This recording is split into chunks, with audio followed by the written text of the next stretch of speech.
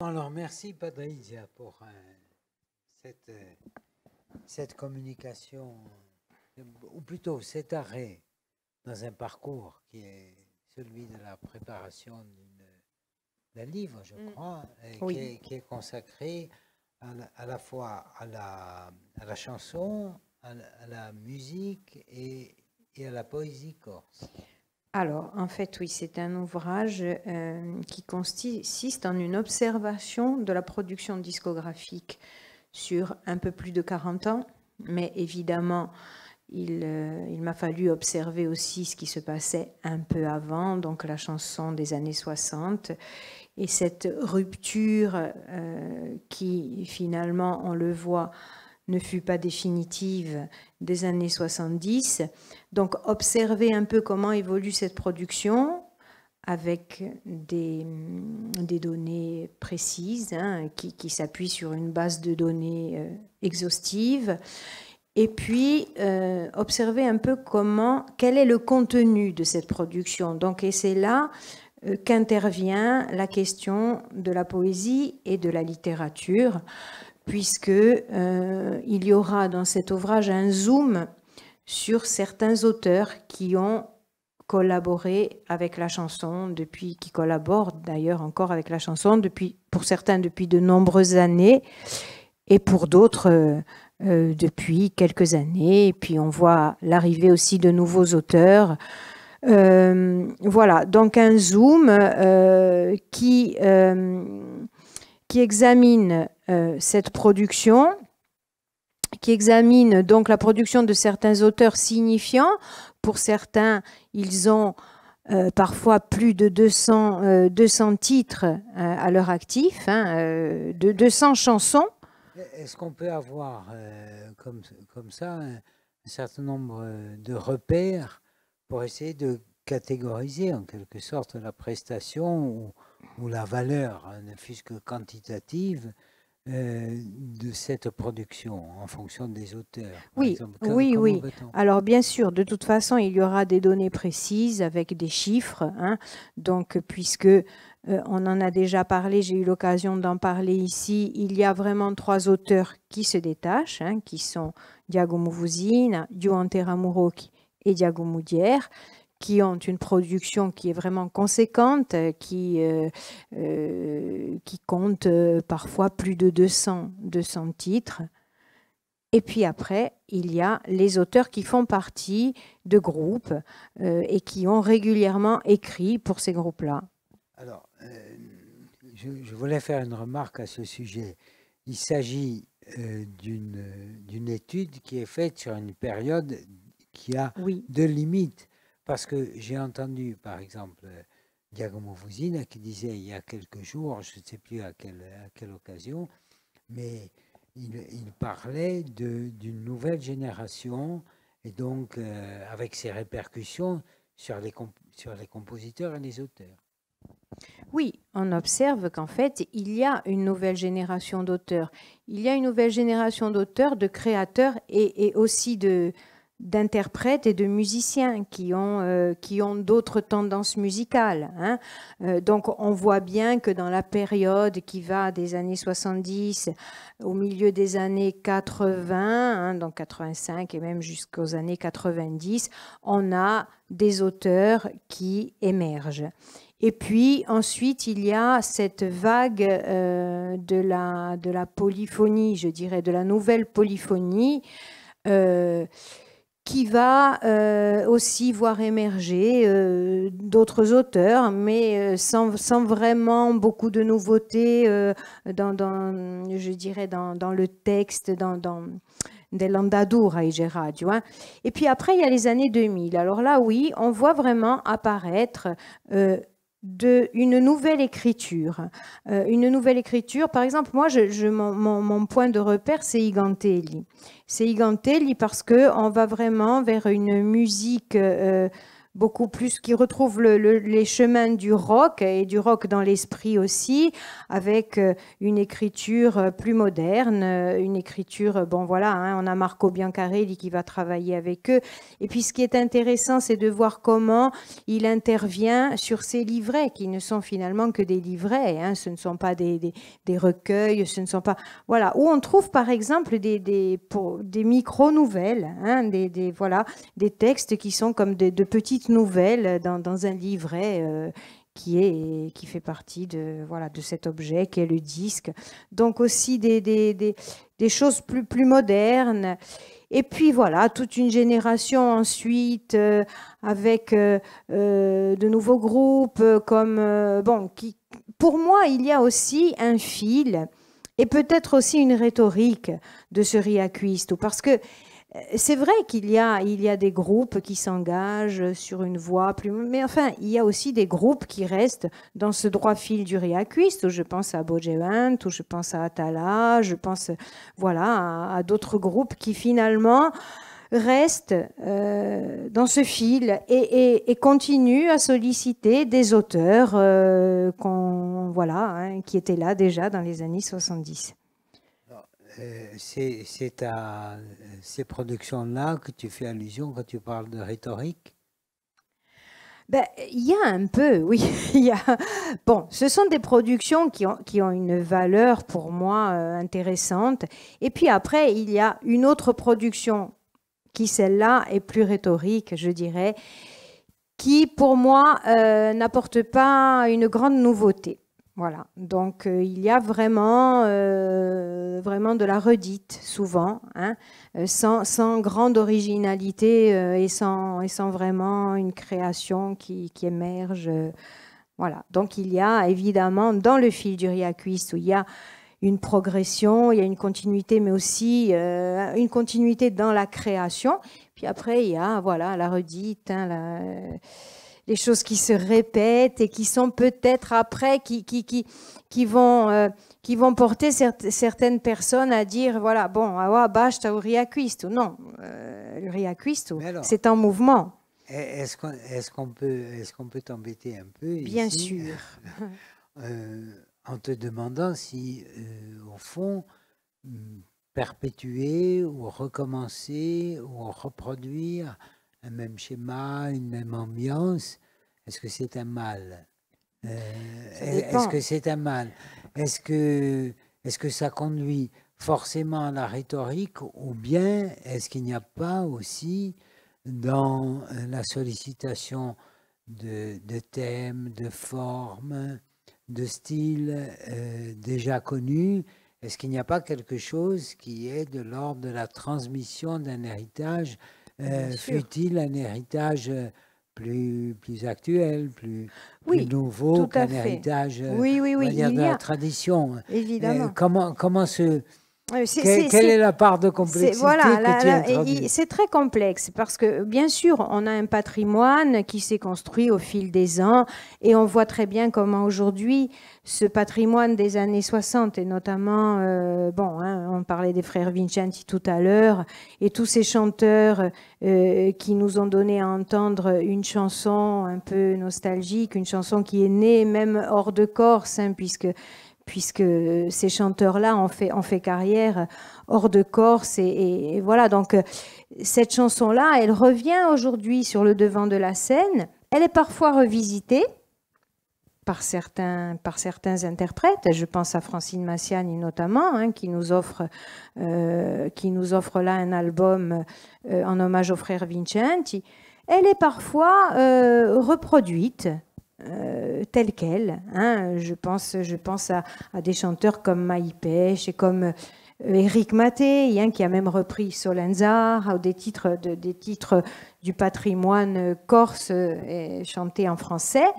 Donc voilà, et on parlait de la rupture tout à l'heure, mais finalement, hein, ce patrimoine, de temps en temps, il refait surface et c'est comme un besoin. On a besoin de se le réapproprier parce qu'il y a eu aussi dans les années 70 un moment où il n'était pas de bon ton d'interpréter ce patrimoine-là parce que la place était à la chanson militante, etc. Et cependant, c'était ce qu'on entendait dans les foyers. Et donc, ces jeunes interprètes de l'époque, aujourd'hui, ont envie de se réapproprier ce qui les a construits, finalement. Et donc, ils réinterprètent aujourd'hui ce patrimoine-là, qui est notre patrimoine. Aujourd'hui, je crois qu'on est tous d'accord pour constater que le patrimoine, il se construit au fil des ans, au fil de la production, au fil de la création. Et pour le Riaquiste, c'est la même chose, parce que les enfants qui sont nés dans les années 2000, eh bien, le Riaquiste, c'est leur héritage. Ils ont été bercés par ces chansons-là. Bogeanto, je veux dire, moi je pense qu'il y en a qui ont grandi à Scola di Ganto di Nadal et Lugiani. Donc, leur héritage culturel chanté, hein, la chanson qu'ils ont toujours entendue, c'est celle-là. Donc, ils se sont construits avec ça. Et aujourd'hui, les créations qui émergent, eh bien, elles sont nourries de cet héritage-là, mais il y a quand même une évolution, il y a quand même une réappropriation de ce patrimoine, et on va vers des créations qui sont tout à fait intéressantes. Et puis je crois que la chanson, elle bouge, elle évolue, et il faut reconnaître aussi qu'en Corse, on a vraiment, et on le voit bien quand on observe la production discographique, une variété musicale qui est vaste, qui est importante. Et donc, on voit bien que la Corse est poreuse à tous ces courants qui viennent également d'ailleurs. Donc, on a vraiment une belle diversité, et je crois que c'est là qu'il faut aller chercher ce qu'est la chanson corse, parce qu'elle est diverse et variée. Je voudrais que tu me dises un peu comment tu considères, comment tu analyses cette évolution entre le chanteur, compositeur de musique aussi. Est-ce qu'il y a beaucoup plus de polyvalence dans ces trois domaines qui sont celui de la parole, de la musique et de l'interprétation scénique? Et entre cette différence qu'il y a entre ce qui se faisait à l'époque du Riaquiste et ce qui se fait aujourd'hui. Est-ce qu'il y a un enrichissement? Est-ce qu'il y a une déperdition? Non, non, déperdition, je ne pense pas. Il y a beaucoup de choses. Il y a, comme partout, le bon et le moins bon. Moi, je n'ai pas à juger non plus. Mais bon, c'est vrai que pour moi, je crois que la Corse, c'est un pays où il y a beaucoup de créateurs. Hein? Et puis après, il y a ceux qui répètent, qui ne sont pas des créateurs, qui sont simplement des animateurs. Ou, voilà, hein, c'est comme partout. Mais moi, je crois que il y a eu une belle évolution, d'abord parce que les moyens, même les moyens techniques ont changé. Aujourd'hui, les moyens de diffusion ont changé. Aujourd'hui, il n'est pas rare de voir des jeunes artistes qui font d'abord qui produisent un album, enfin un album, non, un EP, c'est ce qu'on appelle un EP, et qui produisent d'abord en ligne. Et puis voilà, et après l'album vient par la suite. Hein. Il y a beaucoup de vues, il y a beaucoup de ce sont des jeunes qui ont vraiment qui sont nés avec ces outils-là et qui s'en servent bien. Hein. Voilà, ça c'est un bel outil qui permet justement de faire voyager très très loin les produits. Mais oui, une évolution, bien sûr, une évolution, je pense, certainement. D'abord, on voit très bien que nos artistes, ils ont beaucoup voyagé, que dans les années 90, il y a eu, avec l'émergence de la polyphonie, beaucoup d'artistes qui ont pu parcourir le monde et qui continuent aujourd'hui. Hein. Des artistes confirmés comme Aviletta, comme Imouvrini, voilà. Hein. Donc ce sont des gens qui ont quand même beaucoup apporté parce que ils se sont donné les moyens, hein, en choisissant d'exercer ce métier. et en choisissant voilà, d'exporter aussi cette chanson hors de Corse. Donc oui, une évolution, oui, parce que aujourd'hui, la chanson corse, elle est connue partout. Et je pense à cet album qui vient de paraître, Mezzo Mezzo, et qui est un album, on le voit, sur lequel on trouve des artistes français qui sont reconnus en France, dans l'Hexagone, et des artistes corses qui sont, eux, reconnus même au-delà. Hein. Donc, si on doit mettre en balance la reconnaissance des artistes, on voit très bien qu'on a des artistes corses qui sont connus bien au-delà de l'Hexagone et dans le monde. C'est le cas de Pedro. De Pedro, bien sûr. Au Canada, par exemple. Au Canada, avec un disque d'or, bien sûr. Hein. Voilà. Merci.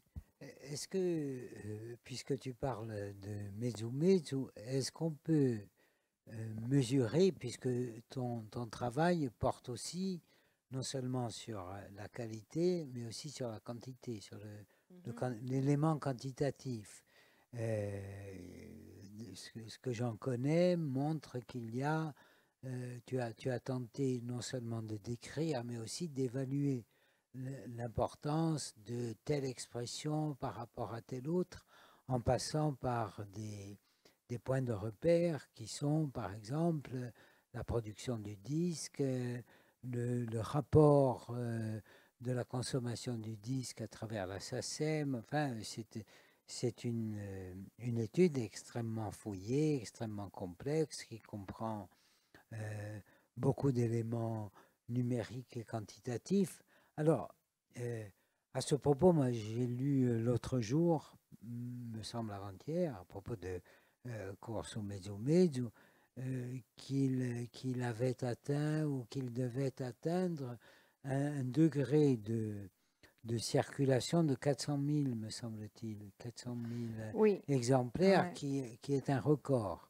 Alors, indépendamment de son contenu, comment peut-on expliquer, à ton avis, si tu y as réfléchi, ce record, pourquoi, comment, indépendamment des choix, après oui, on reviendra peut-être au Bien choix. sûr, il s'explique très facilement, ce record, il s'explique d'abord parce que il ne faut pas oublier que quand on produit, que c'est une major qui produit un album, il y a évidemment des ventes qui sont beaucoup plus importantes que quand on produit un album au niveau local. Hein. Ce que je veux dire, c'est qu'il y a un choix de cette grande oui. société. Oui, oui, tout à fait.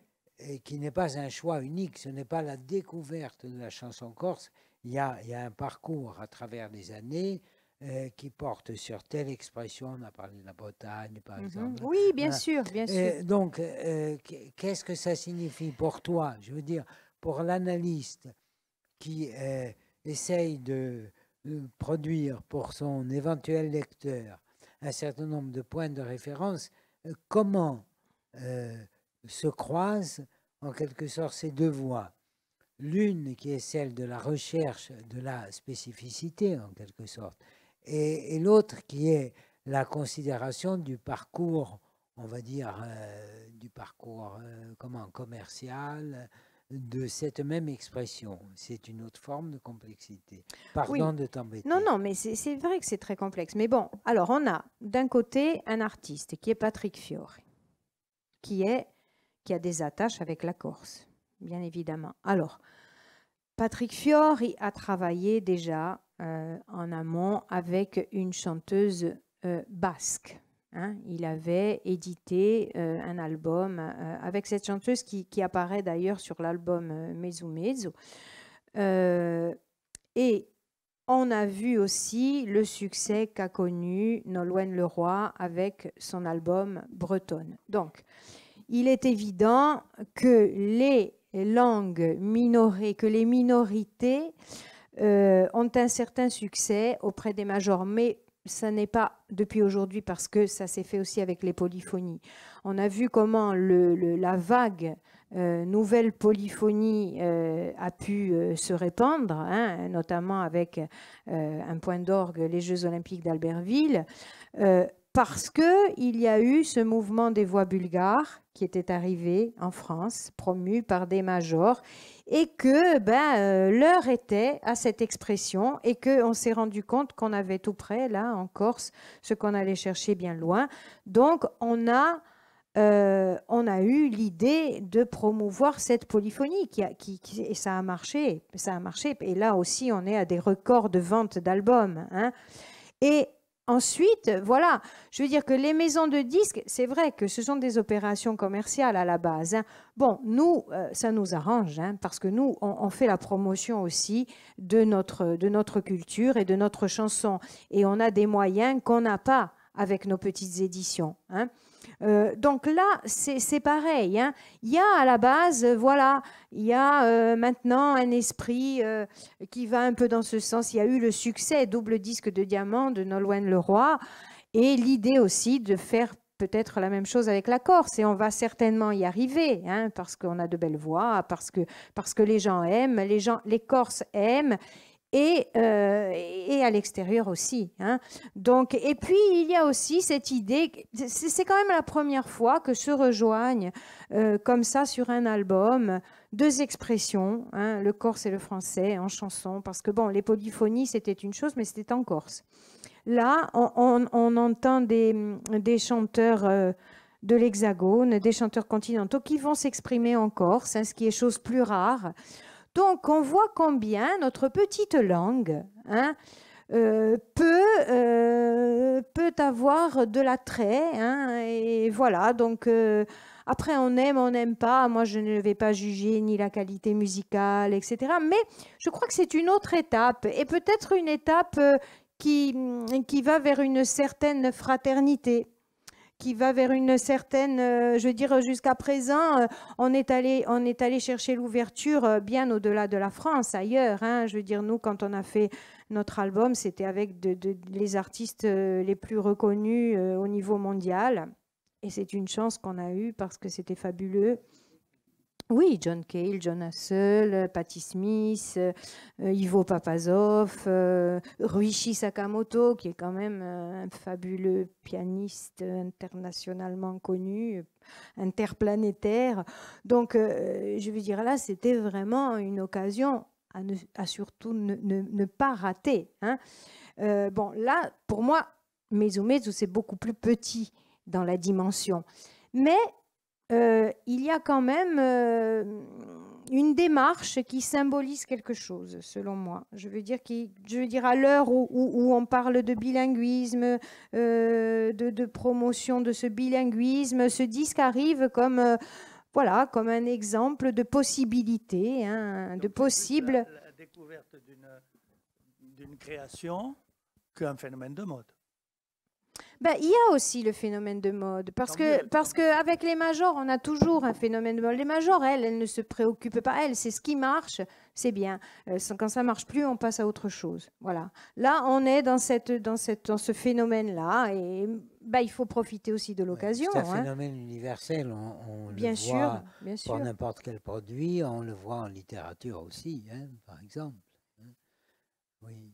Oui, on le voit aussi en littérature. On le voit en littérature et on a, nous aussi, dans notre littérature, des écrivains qui aujourd'hui, eh bien, je veux dire, je pense à Marie Ferranti, qui quand même, à un moment donné, va introduire la langue corse dans un ouvrage publié chez Gallimard. C'est ça, hein, c'est Gallimard. Hein. Donc, je ne sais pas, ça ne s'était pas souvent vu. Hein, mais je pense qu'il y a... Je crois que les choses avancent finalement, et il y a finalement après on trouve que les choses sont normales, hein, alors que bon, elles ne l'ont peut-être pas été, hein, pendant un certain temps. Et puis finalement, quand elles arrivent, on a l'impression que ça a toujours existé, que ça a toujours été comme ça. Et je pense qu'aujourd'hui, il y a beaucoup d'expressions. Il n'y a pas que la polyphonie, même si c'est vrai que la polyphonie a retrouvé ses lettres de noblesse. Et il faut considérer aussi que moi, je ne l'entends pas comme vous, parce que à chaque fois qu'on est parti en tournée et qu'on a offert cette polyphonie à un public qui ne la connaissait pas, hein, dans le monde entier, les gens étaient surpris, mais agréablement surpris. Et vraiment, ils adhéraient complètement à cette expression ils étaient à la fois... ils étaient scotchés, hein. Ils étaient scotchés parce que c'est quelque chose qu'ils n'avaient jamais entendu. Et voilà, donc on ne peut pas dire que la polyphonie, c'est brutal, c'est violent. Moi, je sais pas, peut-être que nous qui baignons, voilà, on l'entend souvent, on est en Corse, on n'est pas nombreux. Mais on a de quoi écouter, si on s'intéresse à la production discographique, on a de quoi écouter de tout, parce qu'il y a des jeunes qui font de la musique très moderne, avec des instruments, avec des formations électrisées, de la techno, du rock, je veux dire, il y a de tout, on a tout comme expression ici, hein. Surtout l'été, on voit toujours les affiches, c'est toutes des polyphonies qu'on voit.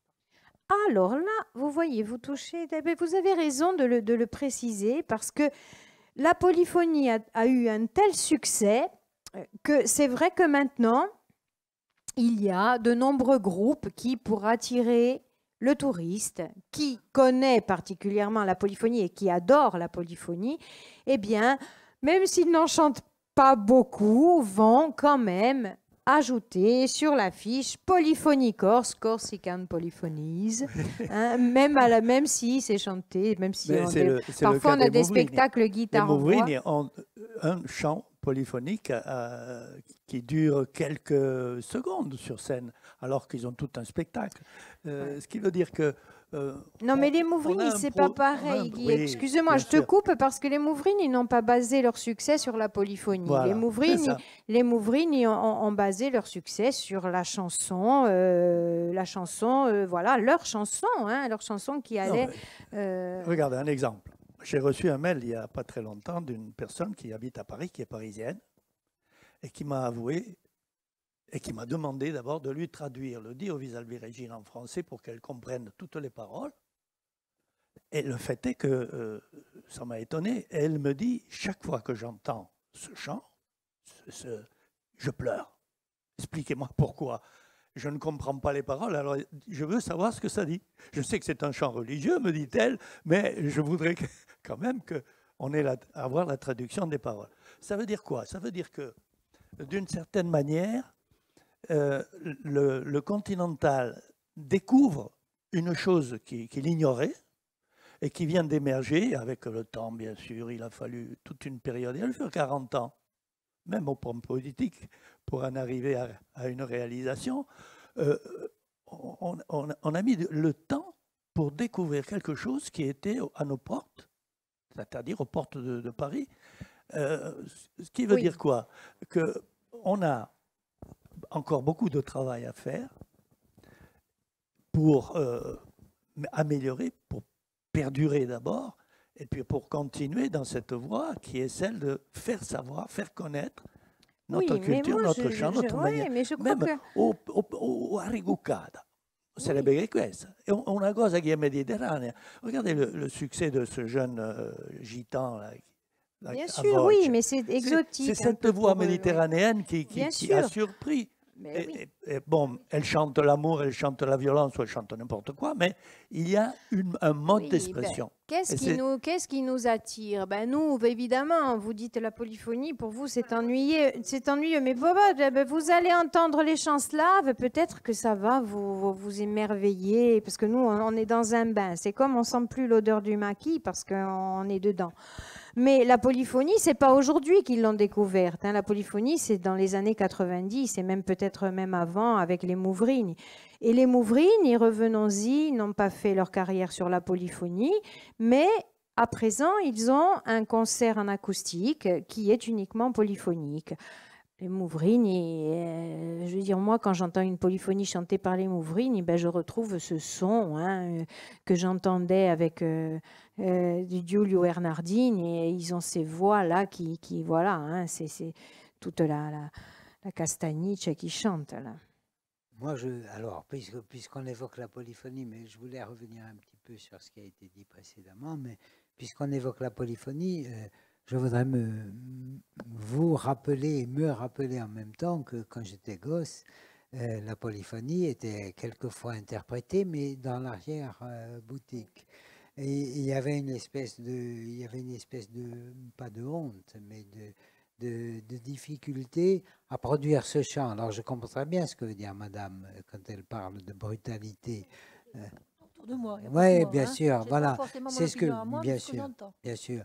Il y avait à ce moment-là quelque chose qui pouvait ressembler dans le jugement que l'on portait au sujet de la polyphonie, quelque chose qui pouvait ressembler au jugement à la fois à la passion en même temps qu'au refus d'une certaine expression linguistique qui était en Corse. Le corse qui était pratiqué ne pouvait pas être pratiqué dans certains espaces sans recevoir une espèce de sanction de la part du peuple qui lui parlait corse, mais qui avait l'impression qu'en certains endroits on ne pouvait pas parler cette langue-là, qui était réputée rustique, vulgaire et un peu brutale, comme vous avez dit tout à l'heure. Alors je pense qu'on a des phénomènes de ce genre-là.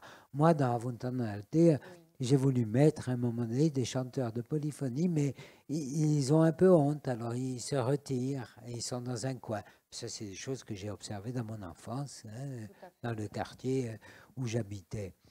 Je voulais demander à Patrizia, puisqu'elle a analysé, on en parle comme cela, de manière très spontanée, mais elle nous a parlé de variété tout à l'heure. Elle nous a dit qu'il y avait une grande variété.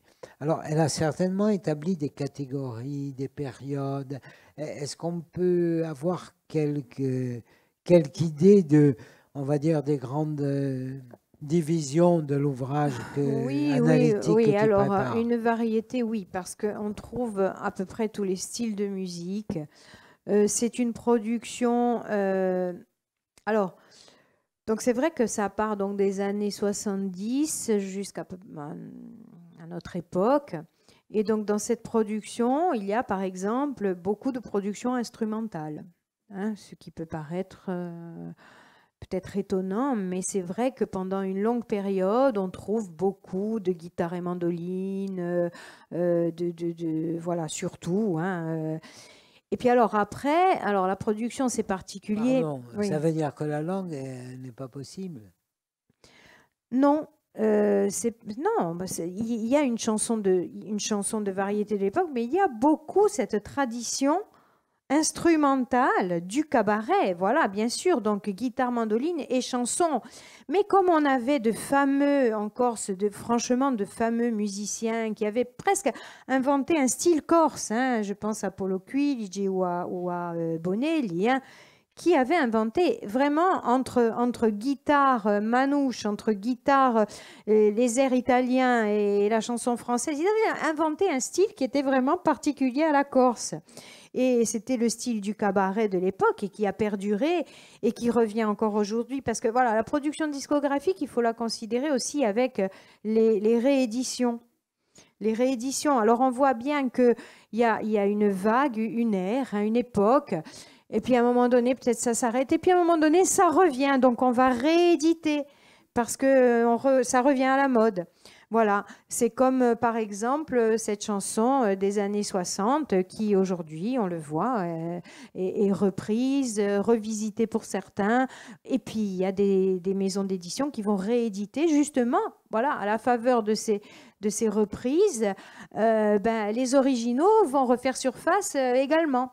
Après, c'est rigolo aussi parce que il y a vraiment des années particulières. Par exemple, le bicentenaire de la naissance de Napoléon, avec une production qui sur justement en 69. Donc là, une production qui est importante parce qu'on va chanter le bicentenaire. Je revois encore ces disques avec l'aigle, là, les vinyles avec... la couverture, l'aigle sur la pochette. Et puis après, par exemple, on a l'épopée bastiaise en 78, c'est ça? Donc là, il y a je ne sais combien d'artistes qui ont enregistré un disque pour le Sporting. Donc là, ça fait des pics. Du coup, dans la production, on a des pics, mais qui sont des pics occasionnels. Voilà. Donc ensuite, on a des instrumentaux. On a l'apparition de la chanson militante à partir de 74, quant à Obo Bulugursu. Mais bon, la chanson militante dans la production discographique, en fait, elle est un peu noyée, hein, parce que c'est pas, je veux dire, elle vient alimenter la production, mais avec cette chanson qui perdure, hein, cette chanson qui des artistes, qui ont fait carrière dans les années 60 et qui continuent, parce que ce sont des carrières longues. Hein. D'ailleurs, aujourd'hui, on a encore Antoine Ciosi, qui a la plus grosse production de tous les artistes corses et qui s'exprime encore aujourd'hui. Donc, ce sont des carrières longues et ces chanteurs-là, ils continuent à produire beaucoup. Et puis, ils ont aussi encore un contrat avec leur maison de disques qui sont à l'époque, et encore dans les années 70, Vega, Barclay, enfin toutes ces maisons d'édition qui vont par la suite disparaître. Hein. Les éditions Consul vont racheter une grosse partie du catalogue, d'un certain catalogue, je ne sais plus lequel, parce que là, je n'ai pas toutes les données en tête. Et puis après, par exemple, Olive, les éditions Olive, ils vont racheter le catalogue de Consul, qui avait déjà racheté. Voilà, donc, et c'est comme ça qu'on arrive à une production avec des rééditions en permanence. Alors, sur ce point-là, si je comprends bien, il y a deux fils parallèles. Il y a d'une part la production discographique qui obéit à la fois à des sollicitations, on va dire, liées au contexte et à des sollicitations dont les perspectives et les commandes sont davantage de l'ordre du commercial, on va dire. Et il y a... Si on se fonde donc sur d'autres témoignages que ceux de l'observation vraiment de la production et de la consommation discographique, il y a un autre parcours qui est celui de l'impact qui paraît majoritaire et quasi exclusif de la chanson militante. Tout à fait. Alors là, on a une grosse production qui continue, qui continue son cheminement. Hein. Donc voilà, des artistes qui sont des professionnels, hein, et qui sont très connus. Et pour les touristes, c'est un produit très attractif. Mais on se rend compte qu'ici, finalement, c'est l'apparition d'une nouvelle chanson qui devient immédiatement très populaire. Alors avec un produit, par exemple, Erio Diedumane, on arrive tout de suite à 15 000 ventes, 15 000 produits vendus en quelques mois. Le premier album de Canta Obo Bulugursu, hein, on a des chiffres. Bon, aujourd'hui, 15 000 produits pour un artiste local, je veux dire, on arrive à 5 000, allez, 10 000. Bon, et puis après, évidemment, hein, je veux dire, il faut compter aussi sur 1 an, 2 ans, et des tournées qui sont aussi des tournées hors de Corse, hein, parce que Imouvrini, bien sûr, ou Avileta, etc., ont quand même de très belles ventes qui dépassent. Et puis les Mouvrini, on l'a vu, 7 disques d'or, c'est-à-dire ils ont souvent dépassé les 100 000 albums vendus. Donc, pour l'époque, 15 000 albums en quelques mois, ça veut dire quelque chose. Ça veut dire que c'est une chanson qui est populaire et qui est attractive. Et voilà, on arrive là. Donc, c'est une chanson qui est à l'écho des luttes, qui porte des idées. Et il y a une adhésion du peuple à cette chanson, donc une adhésion à ce mouvement, parce que Canta Obo Bulugursu, c'est un mouvement. Voilà, donc alors il faut analyser cette production discographique avec, il faut être très attentif, parce que la production, elle révèle certaines choses, mais il faut être attentif aussi à l'écho que va avoir un produit, à l'écho que va avoir un produit qui porte derrière lui, voilà, beaucoup de choses. Hein. Donc là, il s'agit d'un mouvement populaire. Et voilà. Et puis après, il y a le contenu. Donc, que dit cette chanson? Eh bien, elle dit les luttes, elle dit voilà, il dit aussi l'adhésion d'un peuple à un grand mouvement qui est celui né dans les années 70. Donc, il y a dans cette diversité que tu évoquais tout à l'heure, il y a donc une part, on va dire, de tradition où l'instrumental le dispute à ce qui est de l'interprétation vocale, oui. Qu'elle soit individuelle ou chorale. Oui. Il y a donc après une tradition nouvelle, en quelque sorte, née avec le riaquiste, ou à tout peu à près, fait, oui. Qui, elle, est en écoute, en même temps qu'en écho oui. à une revendication populaire et qui se mêle à une lutte de nature politique. Et après? Alors, après. Ou ailleurs? Alors, après ou ailleurs. Donc là, il faut noter aussi une chose, c'est qu'on voit naître aussi le groupe. Hein. On sort de l'interprétation individuelle pour une interprétation collective. Donc, quant au Bobulugorsu, qui est pratiquement le seul groupe pendant quelques années, puisque Canto Bobulugorsu, voilà, à Canto Bobulugorsu s'agrégeaient des chanteurs de toutes les régions de Corse. Et puis après, on va avoir un autre phénomène qui va être celui de la répartition d'autres groupes, mais finalement des groupes qui sont nés aussi avec Canto Bobulugorsu sur l'ensemble du territoire. Est-ce qu'on peut, oui. Pardon de t'interrompre, non, mais n'oublie pas ton exposé, je te coupe, mais oui. Est-ce qu'on peut comparer le groupe avec, parce que le groupe, quant à Bobulugorsu, n'inaugure pas le chant de groupe, puisqu'il y a des chorales, oui, mais il y a des groupes. Oui, oui. Il y a des chorales, il y a des groupes folkloriques. Quel distinguo peut-on faire? Il y a des groupes folkloriques. Donc, le groupe folklorique, c'est bon, comme son nom l'indique, c'est vraiment le folklore, c'est-à-dire que c'est particulier là aussi, parce qu'il y a là aussi, on a plusieurs groupes folkloriques. Alors, on peut dissocier, par exemple, un groupe comme la Manela des autres groupes, parce que la Manela, avec Jacques Luciani, c'est quand même, Jacques Luciani, on lui doit quand même les premières padielles sur scène. Hein. Donc, accueillis de façon, c'est pas très évident, puisque le premier concert de Padielle, enfin où on interprète la Padielle à Bastia, il est très mal accueilli. On en parlait tout à l'heure. Donc, et puis après, vous avez des groupes qui colportent la tradition. En fait, ce sont des groupes qui sont inscrits au folklore de France, parce que le fait d'être inscrit au folklore de France, c'est une opportunité aussi de pouvoir voyager, de pouvoir voilà, avoir une vie de groupe et de pouvoir vivre comme ça, de pouvoir faire vivre la chorale.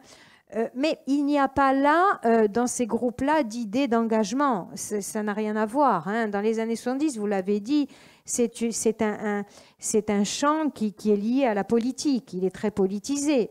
Donc, on a un tout autre répertoire. On va d'abord, dans un premier temps, aller rechercher ce riaquiste où ce sont les chanteurs du groupe qui vont aller collecter eux-mêmes une tradition beaucoup plus ancienne, beaucoup plus rurale, parce que dans les groupes folkloriques, on entend surtout des chansons qui sont plutôt des chansons de pêcheurs, des chansons qui sont plus urbaines, entre guillemets, parce que, bon, dire urbain, c'est pas le mot non plus, mais des chansons di canzone di mare, dit Radio, voilà, je pense à la barcarolle, à la sérénade ajaxienne, etc. Et puis là, alors là, c'est intéressant aussi parce que dans la chanson militante, on va passer à toute autre chose, une chanson politisée, un premier album, Rio Diedumane, qui est un album de la tradition, une tradition qui nous vient de très loin, hein, qu'on va chercher auprès des derniers détenteurs de ces vieux chants, et on va faire un album, donc l'album du Riaquisto, mais on va tout de suite, très vite, dès le deuxième album, passer au chant plus politisé, à la création du chant militant. Et alors, l'identité corse, eh bien, ça sera... on va se déplacer là vers la montagne, hein, puisqu'on le voit très bien aussi bien sur les visuels que dans les chansons. La montagne est très souvent évoquée, Ubaizano, hein, donc Ubaese, qui diventa un simbolo d'identità. Hein, donc on va un peu mettre en retrait, oublier un peu finalement ces villes corses qui sont tout à fait corses, hein, et qui ont une culture aussi.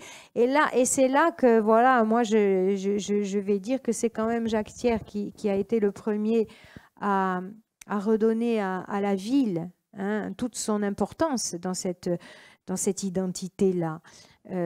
Parce que c'est vrai que dans les années 70, eh bien, esse gorso dirà piuttosto esse paesano. E paesano, e allora tutto il mondo si cerca un paese, anche quelli che non avevano mica, dirà basi vasi, se boligie de sodivastia. Ouais, ma udo paese, beh, i vastiaci soccorsi, la iacini soccorsi. Hein. Bon, donc on était passé, c'était un peu à l'époque presque une injustice, hein, par rapport aux Corses citadins. Mais ça a été bien, je veux dire, on est passé après, voilà, encore, on a évolué aussi là-dessus, sur cette notion d'identité.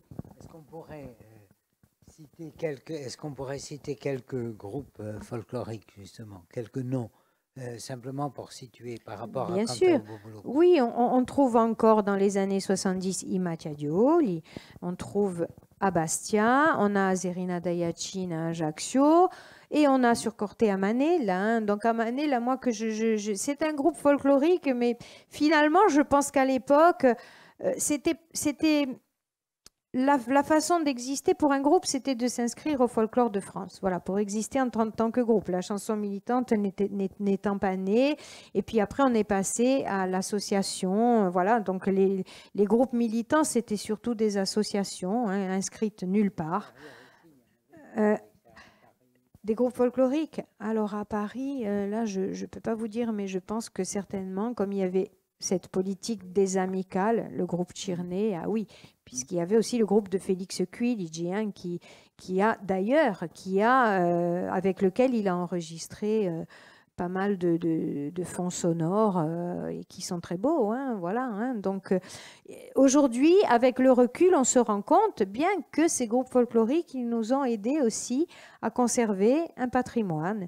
Mais je pense qu'il faut de la distance, il faut, voilà, hein, que le temps passe pour qu'on se rende compte que finalement, tout ce qui est fait, eh bien, à un moment donné, voilà, ça sera fare gli s'accadast, nous qui construisent et qui sont là pour montrer la richesse et, voilà, de ce que peut être un patrimoine, en fin de compte.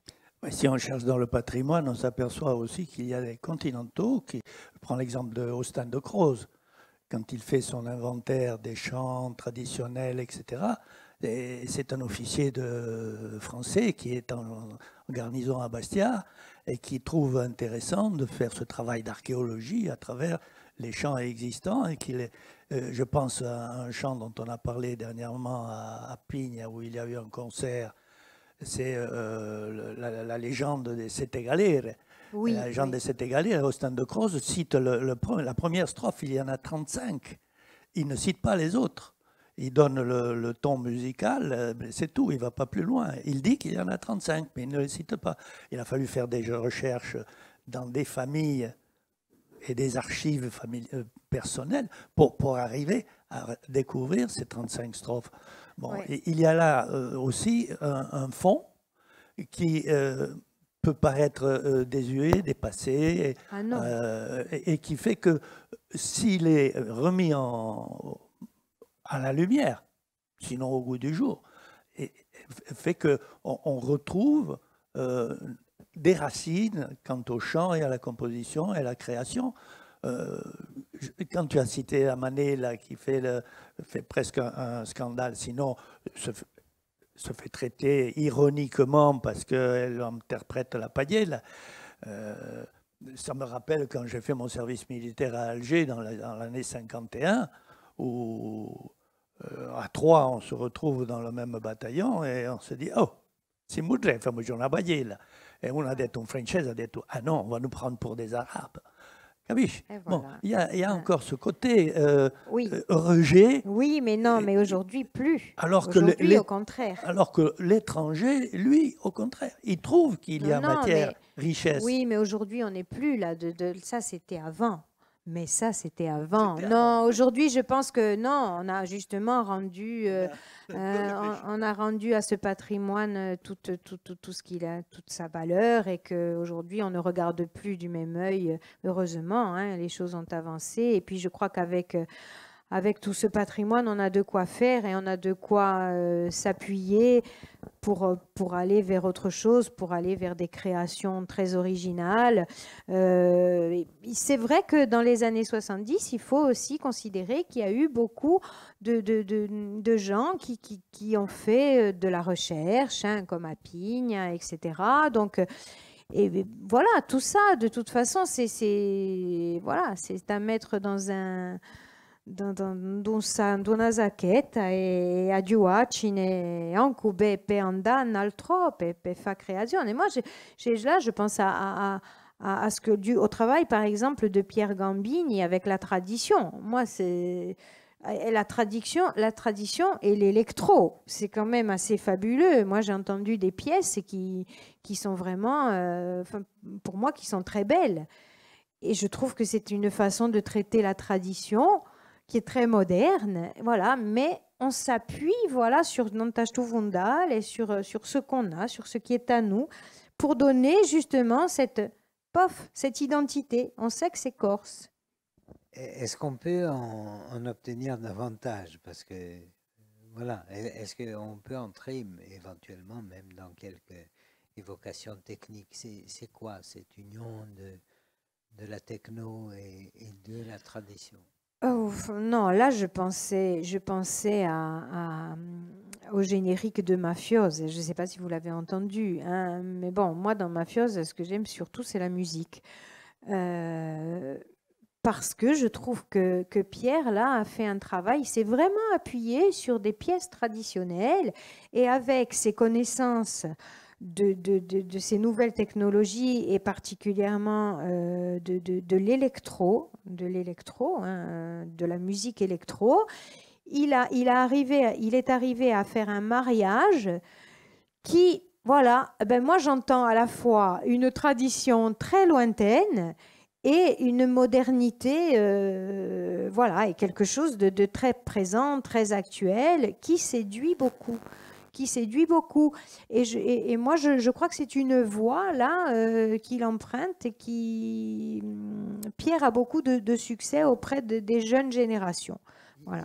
Il y a peut-être quelque chose dans ta dernière production, il y a peut-être quelque chose. Oui, mais moi, je ne veux pas parler de moi, parce que moi, je n'en parle pas, parce que je ne peux pas parler de moi, de mes productions, mais c'est vrai que... Il est vrai que Passagière, c'est vrai que Passagière, on trouve dans Passagière des sons tout à fait synthétiques, des sons électriques, des sons aussi acoustiques. Donc c'est un mélange qui est nourri à la fois de ce qu'on a en nous, de ce qui est notre tradition, de notre langue, et puis aussi de tout ce qui fait partie de ce qu'on a acquis au fil du temps, parce qu'on a été bercé par plein de choses, hein, par la chanson corse des frères Vincenti, par la chanson de variété, par la chanson et la musique anglo-saxonne. Voilà, donc on est multiculturel. Et je crois que le fait aussi qu'on soit passionné, moi je suis une passionnée de ma langue et de ses sons, hein, de cette musicalité de la langue, voilà, fait que à un moment donné, ben, on a des produits qui sont très très originaux parce que voilà, ils mêlent finalement plusieurs cultures, et voilà, on est dans le multiculturel. Alors moi, j'ai craint il y a un instant que tu nous prépares une conclusion. Alors, je pense que si tu avais préparé une conclusion, il faut la repousser un peu parce que dans l'annonce de cette rencontre, il était question d'un autre élément, c'est-à-dire la poésie. Oui, on n'en bien a sûr. pas parlé, ou tout au moins on l'a évoqué comme ça en arrière-fond, en arrière-plan, pardon. J'avais commencé, mais vous m'avez coupé. Voilà. Voilà. Alors, on a parlé de la chanson comme si chacun d'entre nous savait ce qu'était la chanson. Hein, c'est quelque chose d'établi. Maintenant, on parle de la poésie comme s'il s'agissait de quelque chose d'établi aussi. Alors, est-ce qu'on peut avoir, même de manière succincte, hein, je ne voudrais pas t'épuiser, mais ce qu'est le fond de ta recherche, de ta réflexion sur les rapports entre le chant, la musique et la poésie, qui d'ordinaire constituent des genres différents. Constituent des genres différents et peut-être même opposés. Ben, moi, je trouve que chez nous, c'est un cas intéressant parce que j'ai commencé à parler des auteurs qui avaient une grosse production, qui avaient beaucoup collaboré avec les chanteurs. Et on le voit encore aujourd'hui. Alors, c'est vrai que moi, je pense au Ruggiero, par exemple, hein, paru dans les années 70, et cette production de ce groupe hein, d'intellectuels dont vous étiez, Giacomo, hein, dont vous avez fait partie, Guy aussi, et moi plus tard, avec quelques poèmes dans les premiers numéros, je crois, enfin les numéro 7, à partir du numéro 7. Donc, il y avait une dynamique là, et c'est vrai qu'en consultant ce Ruggiero, je me suis rendu compte que, alors j'ai compté, hein, j'ai fait des comptes, et là, je n'ai plus les chiffres en tête, mais je me suis rendu compte que dans ce Ruggiero, eh bien, il y avait beaucoup de poèmes qui avaient été chantés. Alors, on voit comment les musiciens sont allés directement, je pense, pêcher à un moment donné dans la revue. Comment ensuite cette collaboration s'est instaurée de façon plus importante, il y a eu plus de, je dirais, une collaboration plus intensive. Avec voilà, certains auteurs qui se sont rapprochés de chanteurs, qui ont fait un travail vraiment en lien hein, avec la chanson, avec un interprète. Par exemple, je pense à Ro Chiafelli. Hein. Et puis, il y a eu après des sollicitations de chanteurs, par exemple, comme... ont pu être sollicités Jacques Fouzine hein, par Cantaubo Bulugors et par d'autres chanteurs après. Hein. Fouzine, il a beaucoup collaboré à la chanson. Son parcours, il est fait de chansons. Hein. Il est fait de chansons et de poésie. Il est fait de poésie qui sont des chansons. Voilà. Alors, on a plein de cas comme ça. Moi, je suis allée chercher... Moi, quand j'ai lu La Retaillanca, j'ai eu envie de chanter ces poèmes qui n'étaient pas du tout faits pour être chantés à la base. Hein. Donc, et chez nous, j'ai l'impression que entre la poésie et la chanson, enfin pour moi, je ne vais pas dire il n'y a qu'un pas, je vais dire c'est pareil. C'est pareil. Il y a vraiment un lien indéfectible entre le poème et le chant. Voilà, donc je crois que ça se voit bien, même quand on prend des auteurs qui sont nés dans les groupes. Je pense à Patrick Croce, je pense à Dédé Nobili. Ensuite, il y en a d'autres, comme Alain Di Meglio. Alain Di Meglio qui chante aussi de temps en temps, qui écrit des chansons avec leur mélodie. Xavier Luciani, pareil. Voilà, donc c'est toute cette génération-là, née dans les années 80. Pour moi, voilà, je ne dirais pas qu'ils sont des paroliers, parce que j'ai envie de dire qu'ils sont des poètes, même s'ils n'ont pas, à un moment donné, eu l'idée de faire un recueil de poèmes. Moi, quand j'ai écrit mon premier recueil de poèmes, en fait, j'avais chanté tous ces poèmes-là. Donc, c'est-à-dire, j'ai fait un recueil avec des chansons. Voilà. Ensuite, j'ai écrit d'autres recueils, mais finalement, je me suis rendu compte que même quand j'écrivais des poèmes, eh bien, après, j'allais les mettre en musique. Hein. Bon, là, pour mon dernier recueil, voilà, mais c'est flagrant parce que je sais que je vais aller puiser là-dedans pour faire un autre album. Je le sais parce que quand je les lis, j'ai déjà la musique dans la tête. Voilà, donc je pense que en Corse, alors je ne sais pas si c'est seulement en Corse, mais c'est vrai que chez nous c'est particulier et je pense que ça nous vient aussi de notre tradition, di sta tradizione di Ugantu. Vous avez des poètes comme Ristori ou comme par exemple Pedro Zantucci qui sont des férus de Tiam e Rispondi hein, et qui ont écrit pour la chanson, qui ont écrit des poèmes magnifiques. Hein. Voilà, donc poète, parolier, c'est un faux débat parce que chez nous, la poésie, elle vibre avec le chant. Que dire de plus? Je ne sais pas. Peut-être. Oui, ben la musique, oui, et le chant. Ben oui, c'est un lien parce que notre poésie, déjà, je pense qu'elle chante naturellement, même quand on écrit des poèmes sans penser à...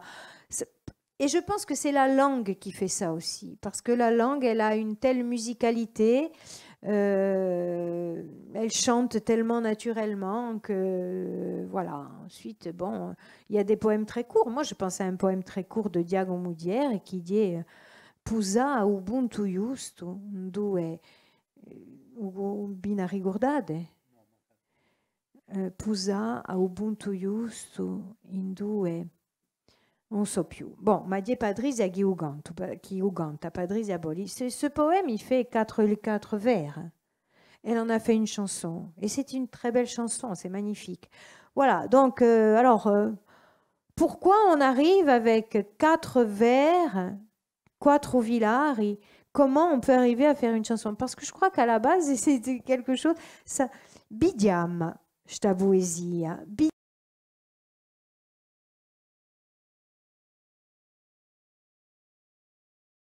Bidiam, e quando è Boaligi, gli di già una canzone. Ecco, allora non so mica cosa di più, ma io ho risento così. Oui, alors moi je voudrais dire pour éviter une confusion ici, parce que quand on parle de musicalité de la langue, je crois qu'il faut s'entendre. Il y a une musicalité dans toutes les langues, oui. Si on examine la langue en soi. Il me semble que ce dont il est question ici, c'est une langue qui est en connexion. Il s'agit de la langue dans la mesure où elle est l'expression d'une culture. Ce qui est un peu différent. Il ne s'agit pas du schéma structurel de la langue, qu'elle soit néo-latine ou autre. Hein, voilà. Il s'agit de son rapport à la culture. C'est-à-dire qu'un acteur engagé, plongé, immergé dans la culture comme toi, comme nous, ne peut pas faire le distinguo entre la musicalité de la structure de la langue et la musicalité de la langue qui est le véhicule d'une culture. Hein. Et je crois que c'est là que s'opère cette espèce de fonction alchimique entre le vécu et son dire et son expression musicale et chantée. Moi, dans ton dernier recueil, Passagère, pour moi, c'est vraiment flagrant. J'ai même l'impression que quand tu écris un poème, tu écris de la musique. Enfin, je suis absolument béotien en musique, mais c'est ce que je ressens, c'est ce que j'entends. Quand je te lis, j'entends quelque chose. Et après, je ne suis absolument pas étonné de lire certains des poèmes que j'ai lus, de les de les lire en musique, si j'ose dire. Voilà. Donc je crois que c'est ce petit mystère auquel tu t'es attaché et qu'on attend, oui, de voir, c'est probable. Oui, de voir probable. déchiffrer dans ton travail, dans ton Oui. livre. Quand paraîtra-t-il, ce livre? Alors, si tu écoutez, là, normalement, je le termine. Je le termine là, bientôt. Et donc, il devrait paraître, je ne sais pas, peut-être au printemps. Après, ça dépendra de l'éditeur et je ne sais pas, mais enfin, cette année, enfin, en 2016, à partir de 2016. Bon, c'est Riao, Rawa. Hein. Non, fin 2015, non, fin 2015. Oui, on est là, oui, en 2016, je pense au printemps, j'espère. Hein, voilà. Hein. Très bien. Écoute, tu Voilà. ne nous as pas dit grand-chose de ton thème. Ah non, mais oui, je pense qu'on plaisante. en a parlé. Hein, on en a parlé. Ben, des airs de poésie, ben, bien sûr. Hein, en fait, je pense que ce lien-là entre je veux dire, ce sont aussi les créateurs qui le prouvent, ce lien-là. Hein. Je veux dire, pourquoi à un moment donné, ben, il y a cette fusion, cette collaboration importante entre les écrivains, les auteurs et les chanteurs. Pourquoi Eh bien voilà, c'est une question que je pose.